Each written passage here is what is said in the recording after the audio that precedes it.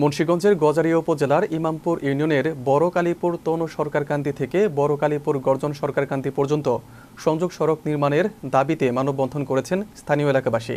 দীর্ঘদিন ধরে যোগাযোগ ব্যবস্থার সংকট, রোগী পরিবহন ও শিক্ষার্থীদের যাতায়াতে ভোগান্তির প্রতিবাদে এ কর্মসূচি পালন করা হয়।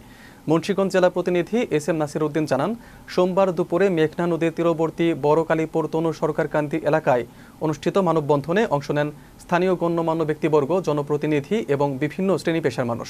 মানববন্ধনে বক্তারা জানান, সংযোগ সড়কের অভাবে এলাকার প্রায় ২,০০০ মানুষ দীর্ঘদিন ধরে চরম দুর্ভোগের শিকার হচ্ছেন। স্থানীয় বাসিন্দা শফিকুল ইসলাম বলেন, তনু সরকারকান্দিতে প্রায় ২০০টি পরিবারের বসবাস। সড়ক না থাকায় অসুস্থ রোগীদের হাসপাতালে নিতে মারাত্মক সমস্যা হয়। অতীতে সময় মতো চিকিৎসা না পাওয়ায় মৃত্যুর ঘটনাও ঘটেছে বলে তিনি উল্লেখ করেন। আরেক ভুক্তভোগী তরিকুল ইসলাম জানান, এলাকায় কোনো প্রাথমিক বিদ্যালয় না থাকায় শিশুদের বড় কালীপুর সরকারি প্রাথমিক বিদ্যালয়ে যেতে হয়। দুর্বল যোগাযোগ ব্যবস্থার কারণে শিক্ষার্থী ও অভিভাবকদের প্রতিদিন অতিরিক্ত ভোগান্তি পোহাতে হচ্ছে। আমাদের মুরব্বী হইতে শিশু পর্যন্ত অসুস্থ হলে আমরা চিকিৎসা করার জন্য সহযোগিতা সহজে পাই না।